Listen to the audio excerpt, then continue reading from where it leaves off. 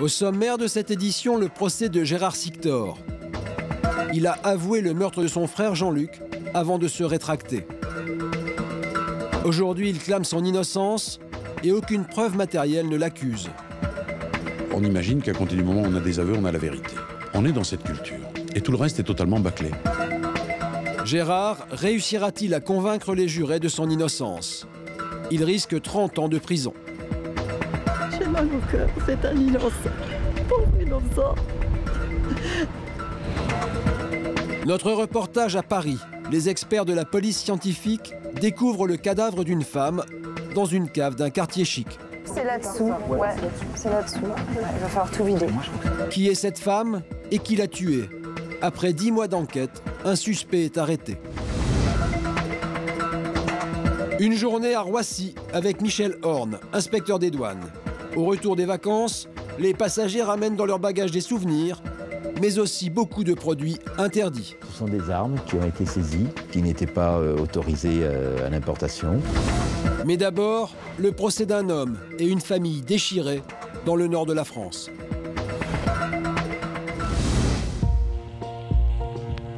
Cour d'assises de Douai. L'homme qui arrive dans ce fourgon cellulaire va être jugé pour un meurtre qu'il aurait commis au sein de sa propre famille.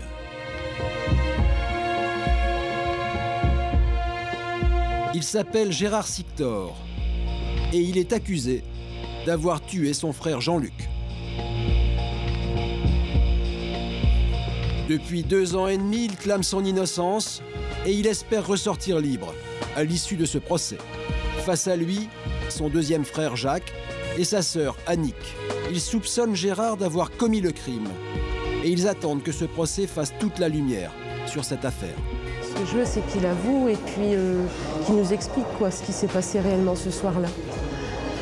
Je pense que ça sera long, ça sera très long à pardonner, On ne peut pas pardonner un fait comme ça, mais je pense qu'il faut qu'il fasse aussi pour Jean-Luc et pour nos parents, Il faut qu'ils disent la vérité. Mais quelle est la vérité? Lors de sa garde à vue, Gérard Sictor a avoué, puis il s'est rétracté. Mais ses premiers aveux risquent de peser lourd contre lui. Ses défenseurs, Maître Dupond-Moretti, et son collaborateur, Maître Demarque, le savent bien. On imagine qu'à compter du moment où on a des aveux, on a la vérité. On est dans cette culture. Et tout le reste est totalement bâclé. Pendant le procès, le célèbre avocat lillois va tenter de remettre en cause l'enquête de police. Maître Dupond-Moretti a déjà réussi à faire libérer 82 de ses clients. Réussira-t-il cette fois encore? L'audience est ouverte, asseyez-vous. Pendant cette première matinée, la présidente va commencer par revenir sur les faits.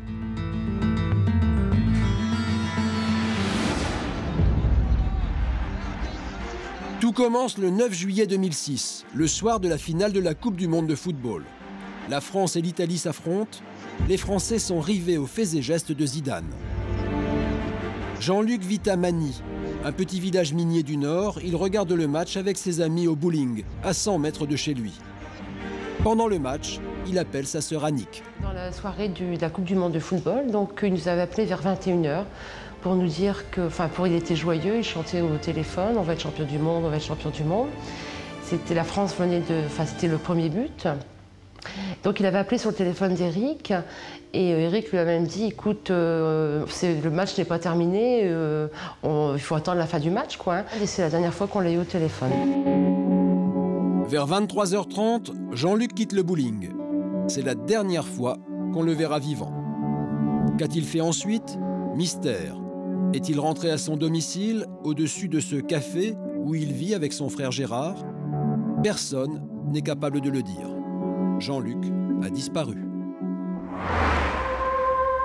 2 jours plus tard, Annick s'inquiète. Jean-Luc ne répond pas à ses appels, elle apprend qu'il n'est pas allé à son travail. Elle se rend chez lui, au-dessus du café, avec quelques amis. Avec les voisins, on a défoncé la porte de l'appartement à Jean-Luc. Il n'était pas dedans. Je vous cache pas, je pensais qu'il avait fait une bêtise, Annick et ses amis espèrent que Jean-Luc est toujours vivant. Pour tenter de le retrouver, ils contactent les journaux locaux. Gérard, qui n'est pas encore accusé, connaît bien les gendarmes et les policiers de la région. Il essaye lui aussi d'accélérer les recherches. Sa tante Stéphanie s'en souvient très bien. Gérard, il était inquiet. Mais au départ, il s'est dit, tiens, il se peut très bien qu'il a fait la fête. Mais déjà quelques jours auparavant, il l'a trouvé très soucieux. Il disait, qu'est-ce qui ne va pas, Gérard? Jean-Luc, ça ne va pas, tu ne vas pas bien. Il ne répondait pas. Il dit, ne te mêle pas de ça, ne te mêle pas de ça. Fugue, enlèvement, accident. Pendant longtemps, l'enquête piétine. Toutes les hypothèses restent possibles. Mais peu à peu, les proches de Jean-Luc perdent de l'espoir. Un moment où j'étais sûre que Jean-Luc n'était plus là, c'était le jour de mon anniversaire. Le 15 septembre, j'étais dans la salle de bain. Un matin, et puis j'ai crié. J'ai crié, j'ai dit, Jean-Luc est mort, c'est sûr. Une genre de révélation comme ça, quoi. Bon, Bah oui, parce que... c'est l'instinct famille. Que ce soit mes 20 ans, mes 25 ans, mes 30 ans, mes 35 ans, mes 40 ans, 20 ans, j'ai eu 20 roses, 25 ans, j'ai eu 25 roses, 30 ans, j'ai eu 30 roses. Enfin, je sais pas comment je peux vous le dire, quoi, c'est...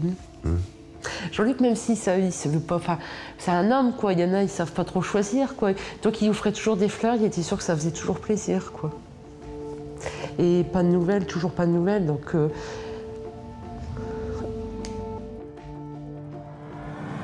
Le 26 octobre 2006, coup de théâtre. Près de 4 mois après la disparition de Jean-Luc, un cadavre est découvert dans un puisard des environs. Le soir même, Annick aperçoit une équipe de télévision stationnée devant l'appartement de Jean-Luc. À ce moment-là, elle ignore encore la macabre découverte. Je me gare, je fais demi-tour, je m'arrête à côté des journalistes et je vous cache pas, j'ai été contente. J'étais contente et je sors, puis donc je me présente. Hein, je dis, vous venez pour la disparition de mon frère, vous allez faire un reportage, ça va être médiatisé.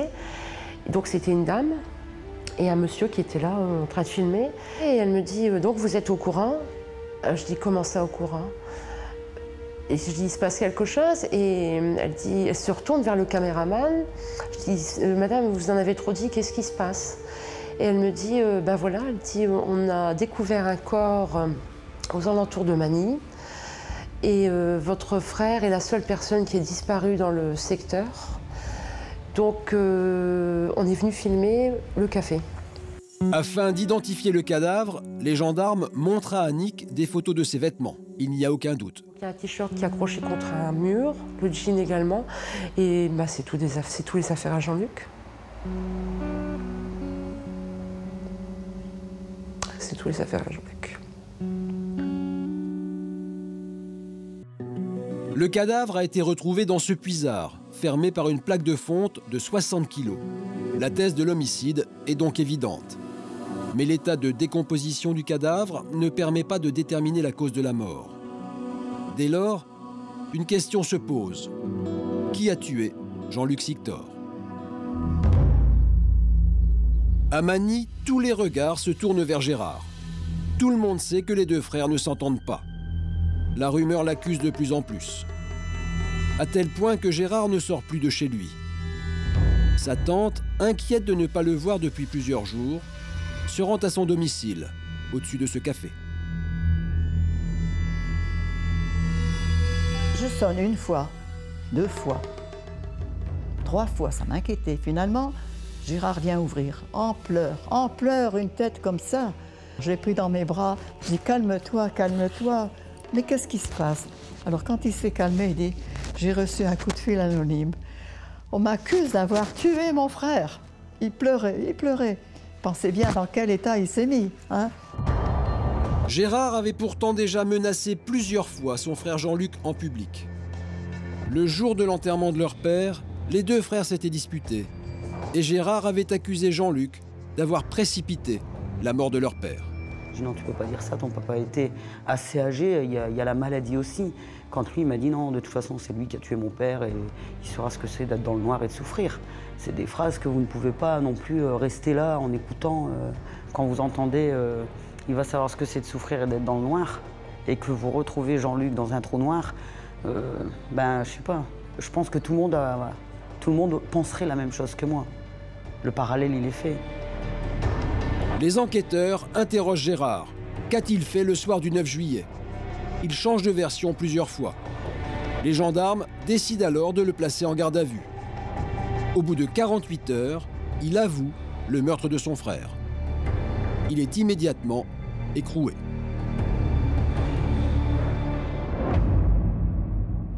J'ai été électrisée. Ça m'a fait drôle. Donc on va à la gendarmerie à 2. Et donc ils nous reçoivent Monsieur Bourrier nous reçoit dans son bureau avec tous les gendarmes en nous expliquant qu'il avait été en garde à vue et qu'il avait avoué. Et donc Eric a demandé si on pouvait savoir ce qu'il avait dit au niveau du meurtre. Et j'ai eu beaucoup de mal à entendre. Eric attendait plus que moi, j'étais plus... il a dû me le réexpliquer, Eric, vous voyez. Il a dû me le réexpliquer parce que j'arrivais pas à prendre les mots. Mais depuis sa cellule, Gérard revient sur ses déclarations. Il prétend qu'on lui a fait avouer un crime qu'il n'a pas commis. Il ne comprend pas pourquoi ça lui tombe tout ça. Il se sent anéanti. Gérard écrit au juge d'instruction et à ses proches pour clamer son innocence. Complètement perdu de tous côtés par les gendarmes et surtout épuisé, je leur ai dit ce qu'ils voulaient entendre. J'ai donc avoué un meurtre pour avoir la paix. Aujourd'hui, je me retrouve en prison sans rien comprendre à ce qui m'arrive. Depuis, Gérard Sictor maintient cette version des faits. Retour à la cour d'assises de Douai. Cet après-midi, la présidente va tenter de comprendre les relations entre les deux frères. Tous les témoins parlent de disputes, de jalousie. Gérard, lui, s'obstine à dire qu'il s'entendait parfaitement avec Jean-Luc. Un mensonge, selon l'avocat des victimes. Ça fait partie, encore une fois, de son comportement qui est totalement incohérent, qui est totalement incompréhensible. Et finalement, mon meilleur allié, c'est Gérard Sictor lui-même, qui, par son comportement, s'accuse, tellement il est le prince de l'équivoque, du mensonge. Dès qu'il y a quelque chose où il ne peut pas répondre, il dit que c'est une bonne question. Enfin, vraiment, c'est mon meilleur allié. Il a essayé de magnifier les relations qu'il avait avec son frère, mais c'est bien normal, parce que s'il sait qu'il dit à quel point c'était des relations difficiles, ça le désigne comme un coupable. C'est très humain, ça. C'est très infantile en même temps, mais c'est très humain. En fin de journée, experts psychiatres et enquêteurs de personnalité dressent un tableau assez sombre de Gérard. Un tableau qui commence à la petite enfance. Il est l'aîné de la famille, mais il s'est toujours senti rejeté par sa mère. Elle l'aimait pas. Elle l'aimait pas. Pourquoi? C'était peut-être son premier qu'elle en voulait pas. Je ne sais pas. C'est vrai que notre mère avait une préférence peut-être pour Jean-Luc, mais Jean-Luc, ça a été de nous quatre, c'était le plus introverti. C'était le plus... quand il était petit, il était fort renfermé sur lui-même. À la limite, il avait un jouet, il s'amusait dans un coin de la pièce, on ne l'entendait pas. On a fait apparaître que Jean-Luc, la victime, était le favori, le privilégié, le protégé de sa mère. On s'est aperçu ensuite que Gérard, par son tempérament, s'est isolé vraiment de tout le monde. À la fin de cette première journée, les intervenants ont dévoilé peu à peu les échecs et les vides de la vie de Gérard Sictor. Une révélation douloureuse pour sa famille. Le procès d'assises est toujours très difficile parce qu'il n'y a pas de pudeur. C'est l'ensemble de la vie d'une famille, de son passé qui ressurgit avec le comportement des uns et des autres. C'est ce qui rend un petit peu difficile. Il y a des choses qu'on aimerait oublier, il y a des comportements qui surprennent, il y a des amis d'hier qui ne le sont plus et inversement. C'est tout à fait ça.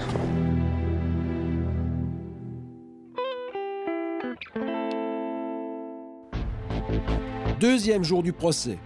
L'audience est cruciale car aujourd'hui la Cour revient sur les aveux de Gérard pendant sa garde à vue. Dans l'histoire judiciaire, des innocents ont parfois avoué des crimes qu'ils n'ont pas commis. Il est donc essentiel de déterminer si ces aveux ont été spontanés ou extorqués. Lors de ses aveux, Gérard avait expliqué aux gendarmes qu'une dispute avait éclaté entre son frère et lui. Ivre, Jean-Luc l'aurait frappé avec un gourdin. Pour se défendre, Gérard aurait donné un coup de poing à son frère, qui serait mal retombé. Affolé, Gérard aurait constaté la mort de Jean-Luc. Il aurait ensuite chargé son corps dans le coffre de sa voiture. Ensuite, Il aurait essayé de trouver un endroit discret pour s'en débarrasser. Après avoir roulé plusieurs kilomètres, il aurait emprunté une petite route près du château d'Auderchin. Et là, il aurait jeté le cadavre de son frère dans un puisard.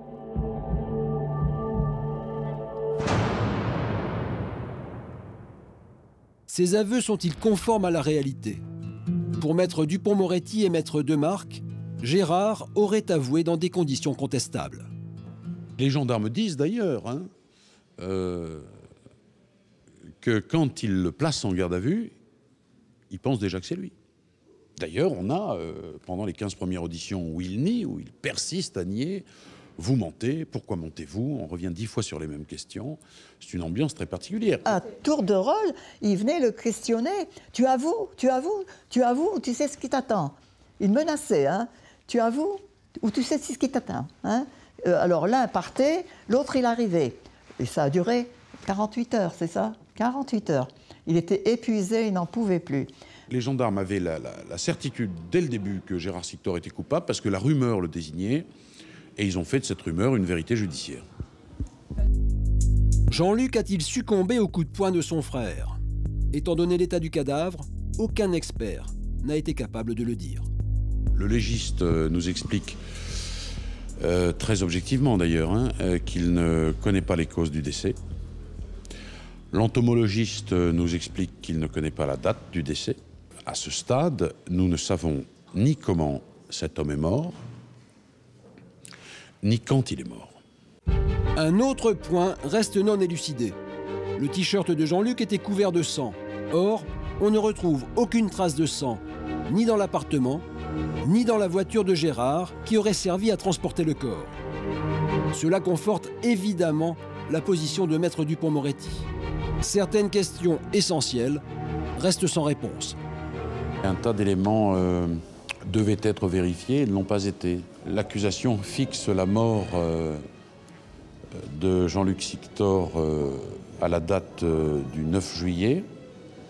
Et 2 témoins affirment que postérieurement à cette date, ils l'ont vu au volant d'une voiture de couleur verte, dont ils donnent la marque. Et ils sont certains de cela.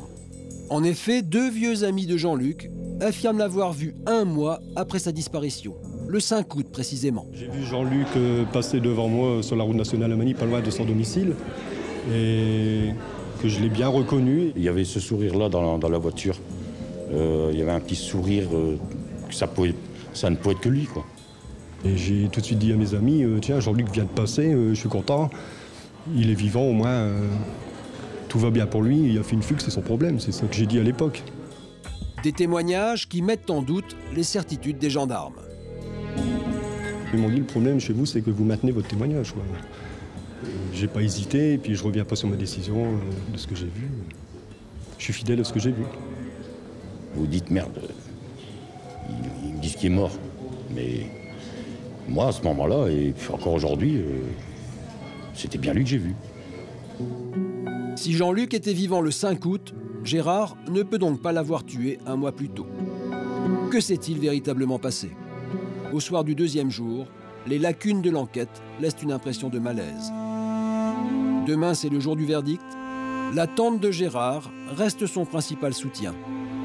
Depuis 2 ans et demi, elle a été quasiment la seule à lui rendre visite à la prison. J'ai mal au cœur, c'est un innocent, pauvre innocent. Est-ce que la lumière sera faite quand même? J'espère que la juge comprendra qu'il est innocent.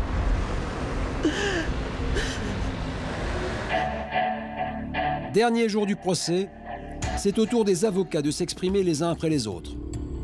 Des instants décisifs pour les 2 parties puisque chacune va tenter d'emporter la conviction de la Cour.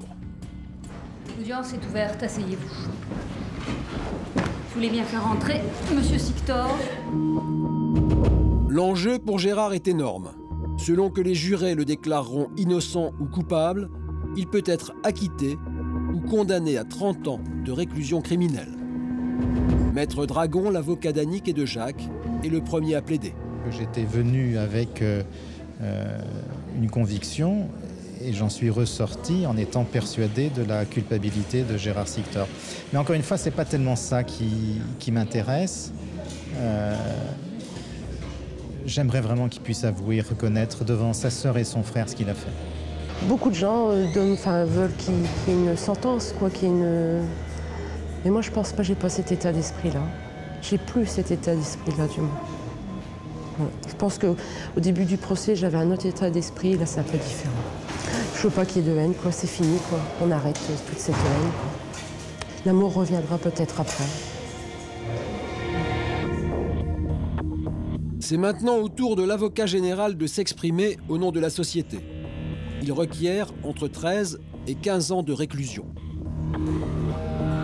La teneur de mes réquisitions, c'est de conclure à la culpabilité de Gérard Sictor dans un dossier qui est incontestablement difficile, dans la mesure où on ne connaît pas la cause du décès, on ne connaît pas la date du décès.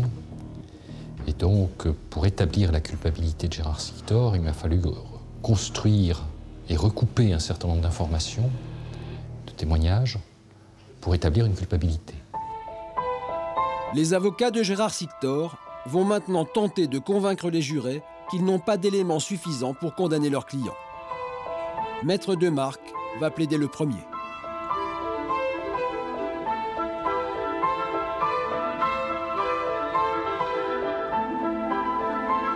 Il rappelle que l'intime conviction n'est pas une affaire de sympathie ou d'antipathie. Il faut des preuves, dit-il, autre chose que des ragots. Après lui, maître Dupond-Moretti enfonce le clou. Au Café du Commerce, Gérard Sictor est déjà condamné. Mais dans le dossier, il n'y a rien sur le plan matériel. Rien. Si vous le déclarez coupable, vous aurez jugé. Mais vous n'aurez pas rendu la justice. La plaidoirie de maître Dupond-Moretti a duré 1h30. Et l'éclairage judiciaire ne transcende pas les hommes, il est ce qu'il est. Donc il peut effectivement exaspérer, mais il n'y a rien là en termes de matière judiciaire pour étayer une culpabilité. Moi, si je suis juré, j'acquitte. Dans tout procès d'assises, c'est l'accusé qui a le dernier mot. Gérard Sictor ne prononce que quelques phrases. « J'aimais mon frère, je ne l'ai pas tué ». Pour la famille, c'est bientôt l'heure du verdict. Mais avant que les jurés ne partent délibérer, la présidente leur rappelle les éléments sur lesquels ils doivent fonder leur décision. La loi, elle leur prescrit de s'interroger eux-mêmes dans le silence et le recueillement et de chercher, dans la sincérité de leur conscience, quelle impression ont faite sur leur raison les preuves rapportées contre Gérard Sictor et les moyens de sa défense. La loi ne leur fait que cette seule question qui renferme toute la mesure de leur devoir. Avez-vous une intime conviction? Mesdames et messieurs les jurés, nous allons nous rendre dans la salle des délibérations. Nous ne pourrons en sortir qu'après avoir pris notre décision. L'audience pénale est suspendue. Les 9 jurés et les 3 membres de la Cour partent délibérer. Commence alors une très longue attente.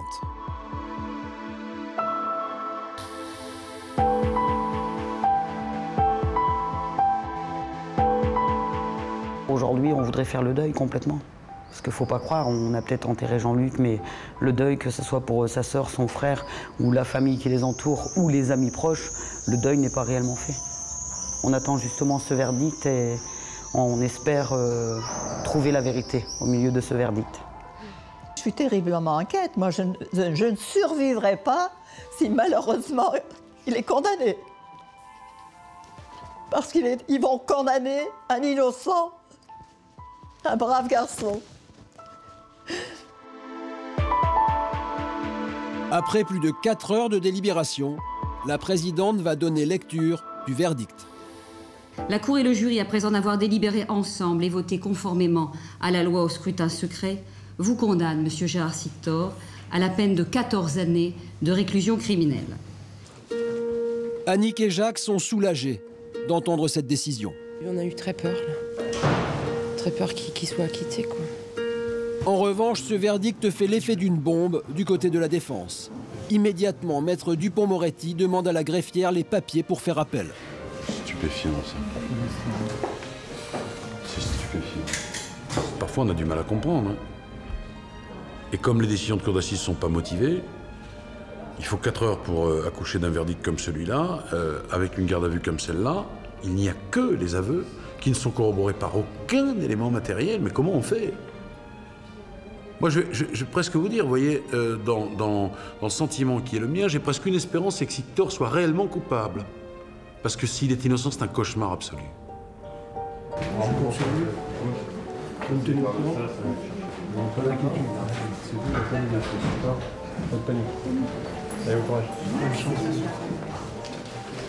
Gérard Sictor retourne en prison. Il va y rester jusqu'à son procès en appel.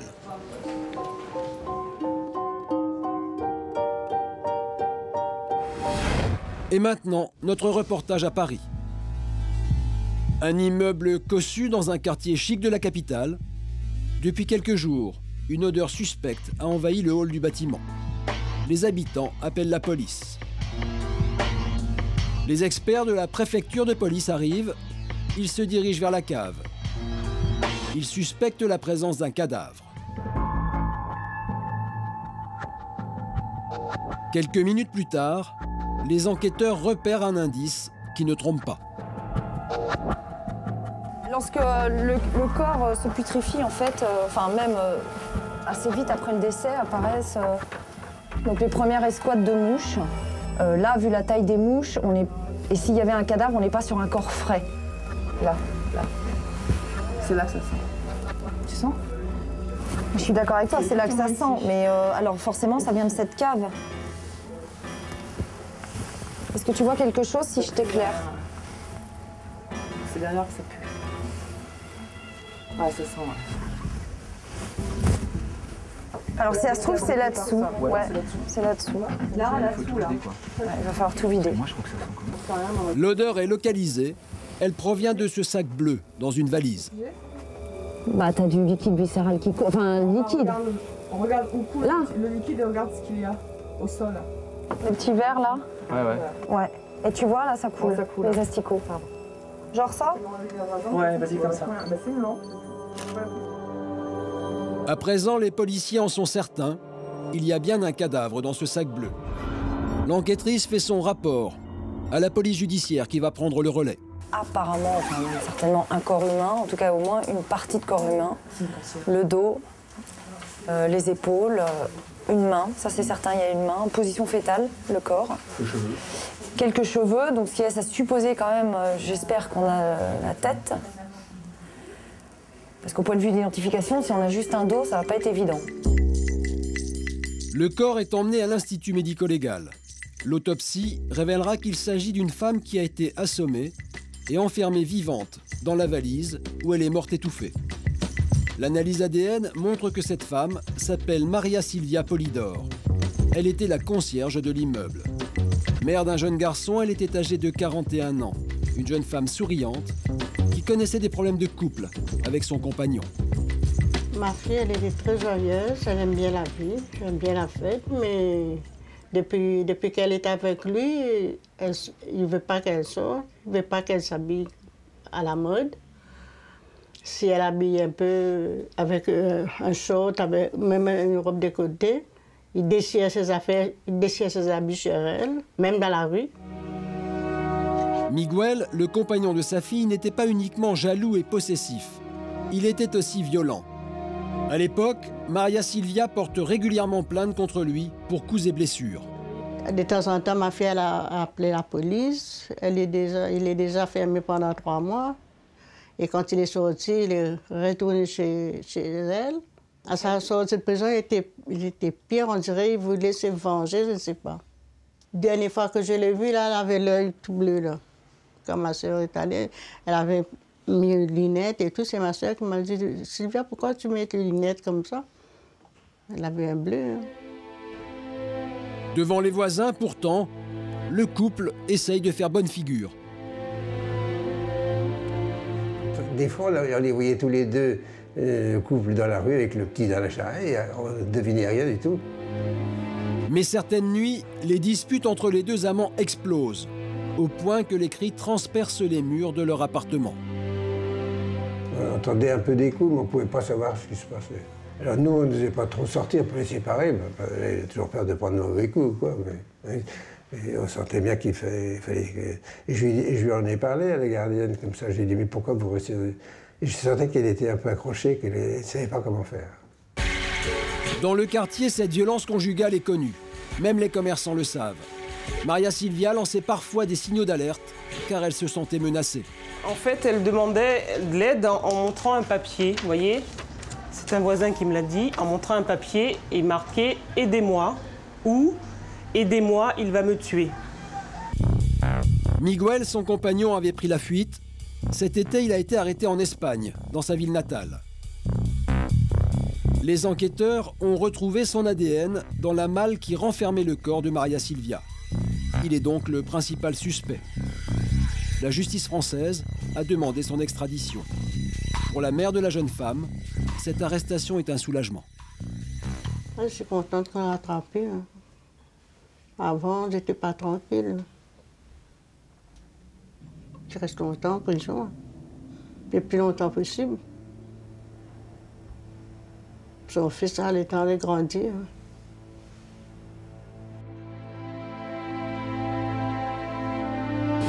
Et maintenant, le portrait de la semaine. Aéroport de Roissy-Charles de Gaulle. C'est le retour des grandes vacances. Dans les bagages des voyageurs, des achats, des souvenirs, mais aussi des produits illicites. 300 douaniers sont chargés de contrôler les passagers des 1500 vols quotidiens. Michel Horn est inspecteur principal aux douanes. Sa mission, superviser les contrôles et traquer les hors-la-loi. Quand on commence notre journée, on ne sait pas comment elle va se passer. Peut-être qu'il ne va rien se passer, ça c'est le plus triste. Mais ici à Roissy, c'est rare que sur toute la plateforme, il ne se passe vraiment rien. Il est 8 h du matin, le premier vol en provenance de Sao Paulo, au Brésil, vient de se poser.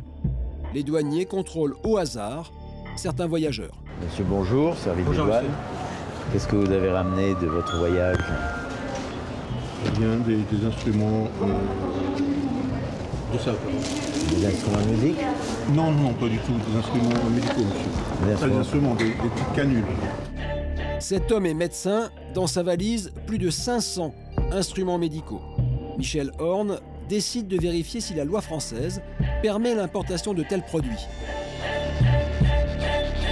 Il nous dit que ça ne vaut pas grand-chose, mais ce n'est pas tellement simplement la valeur. Il peut y avoir une autorisation d'importation, surtout dans la chirurgie esthétique, c'est un domaine un peu fragile. Le médecin soutient qu'il compte utiliser ces instruments à titre personnel. Il nous dit que c'est pour lui, mais pas, quand vous en avez 500, c'est plus pour vous, c'est professionnel. Si c'est professionnel, c'est commercial. Si c'est commercial, il faut qu'il fasse une déclaration. Le matériel du médecin va être saisi en attendant qu'il obtienne une autorisation d'importation. Ces contrôles amènent parfois les douaniers à faire des découvertes étonnantes. Pour nous le prouver, Michel Horn nous conduit dans un des lieux les plus secrets de l'aéroport. C'est la caverne d'Ali Baba. Nous sommes au dépôt. C'est ici que sont stockées les saisies des 3 derniers mois avant d'être détruites. Ce sont des armes qui ont été saisies, qui n'étaient pas autorisées à l'importation. La personne ne possédait pas les documents. Ces armes sont saisies et vont être détruites. Ça, c'est un crocodile, vous voyez. Et nous protégeons les animaux et les peaux d'animaux qui sont d'un certain type, c'est-à-dire les crocodiles, par exemple, ça peut être les tortues. On a des coraux, on a tout un tas de choses comme ça. Les coraux sont des espèces protégées. Pourtant, les douaniers en trouvent régulièrement dans les valises des vacanciers. Il y en a pour 3 kilos. On risque une amende qui est de 2 fois la valeur des coraux. Et les coraux, on estime, puisqu'ils sont interdits, donc on estime une valeur estimée, c'est 600 € le kilo. Pour l'importation de ces coraux, le voyageur a dû payer une amende de 3 600 €, en plus de la saisie. Il est 17 h, Michel Horn est appelé sur le terminal 2C. Ici, la majorité des vols viennent d'Afrique. Cette passagère arrive de Kinshasa, au Zaïre. Elle a dans ses valises des produits de beauté en grande quantité. Contrôle des douanes. Alors, madame, vous avez ramené tous ces produits? Vous savez que ce sont des produits interdits? Pardon? Vous ne saviez pas? savez que ce sont des produits hautement toxiques? Ces crèmes, c'est du dipropionate de clobétasone. Les gens de couleur l'utilisent pour en fait se blanchir la peau, se décaper la peau. En fait. Des produits strictement interdits en France. Pour qui ils étaient ces produits, madame? Je viens en vacances que je vais donner à mes copines. Avec quoi, vos copines? Vous avez beaucoup de copines, madame? Ben oui, j'ai beaucoup de familles à l'église, je prie et je demande. Vous avez... J'ai fait même le robe futur, le tout africain. Ouais. Ça, juste c'est pour moi-même, c'est 5 pour moi-même, pour moi. Non, d'accord, mais madame, tout est saisi. Hein. Il n'y a aucun produit qu'on va vous laisser parce que ce sont des produits... Ça, c'est pas pareil. Ce sont des produits cancérigènes. En tout, les douaniers vont saisir 150 tubes et 70 pots de crème blanchissante. Et ils ne sont pas au bout de leur surprise. Une odeur venant de cette caisse attire leur attention. Ça sent le poisson, hein. Et il y en a là, il y en a une belle quantité. Hein. Au total, 25 kilos de poissons séchés destinés à alimenter la vente à la sauvette dans certains quartiers parisiens. Madame, vous ne mangerez pas du poisson dans lequel il y a des insectes et il y a des... Oui, oui, c'est ça, c'est rien. Ben pour nous, en France, dans l'Union européenne, il y a des règles d'hygiène et je vous demande de les respecter. Michel Horn saisit les crèmes et le poisson. En plus, cette passagère a dû payer une amende de 900 €. Du coup, d'autres passagers du vol, voyant le contrôle douanier, ont préféré jeter leurs produits dans les poubelles avant le passage en douane. Quand nous avons fini nos contrôles, nous continuons un petit peu à regarder comme ça dans la salle de livraison, parce qu'on peut tomber, là c'est des crèmes blanchissantes et du poisson fumé, mais il y a une valise également que nous allons passer au RX pour voir ce qu'il y a dedans, et pas plus tard que dimanche dernier, nous avons trouvé 7 kilos de cocaïne de la même manière, qui avait été abandonnée. À Roissy, les douaniers contrôlent chaque année 6 millions de voyageurs, environ 10% du trafic. Il y a 60 millions de voyageurs qui passent par an à Roissy et on ne contrôle pas 60 millions de voyageurs. Sinon, il faudrait multiplier les effectifs par 100. Hein.